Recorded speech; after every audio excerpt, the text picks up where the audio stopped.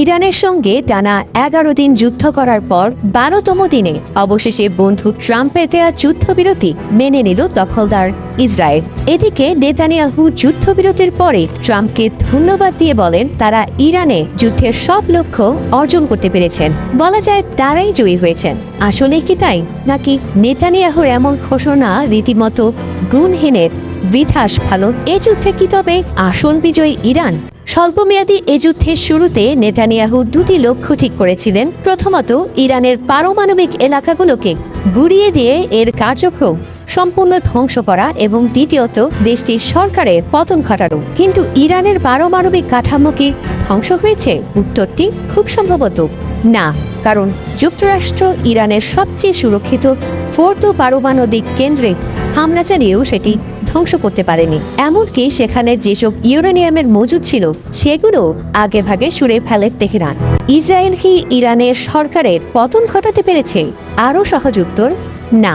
যুদ্ধের শুরুতে ইসরায়েলিরা ইরানের সশস্ত্র বাহিনীর উচ্চপদস্থ কর্মকর্তাদের হত্যা করে।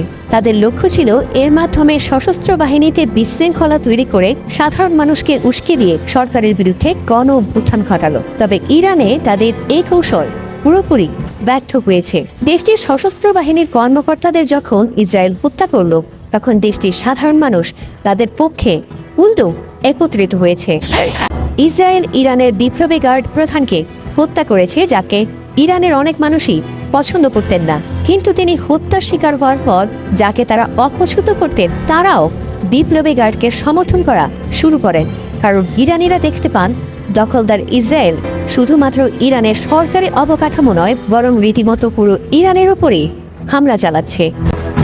এছাড়া যুদ্ধের সময় সরকারের পক্ষে রাস্তায় নেমেছিল ইরানিরা। এমনকি জনগণকে সঙ্গে নিয়ে ইরানের প্রেসিডেন্ট মাসুদ পেজেশকিয়ানও রাজপথে সাধারণ মানুষদের অধিকারের স্বার্থে নেমেছিলেন। যুদ্ধে ইসরায়েল কি বিশ্ববাসীকে পাশে পেয়েছে? এই উত্তরও না। যুক্তরাষ্ট্রকে ইসরায়েলিরা পারমাণবিক কেন্দ্রে হামলা চালাতে উদ্বুদ্ধ করতে পারলেও বিশ্বের অন্যান্য দেশ এতে সম্মতি তো দেয়নি, উল্টো ইরানের পক্ষে গিয়ে ট্রাম্পেরও নিন্দা করে বসে। এছাড়া ইরান কোনো ইউরেনিয়াম মজুদ রাখতে পারবে না, যে শর্তগুলো ইসরায়েল দিয়েছিল সেটিও কানে তোলেনি বিশ্ববাসী।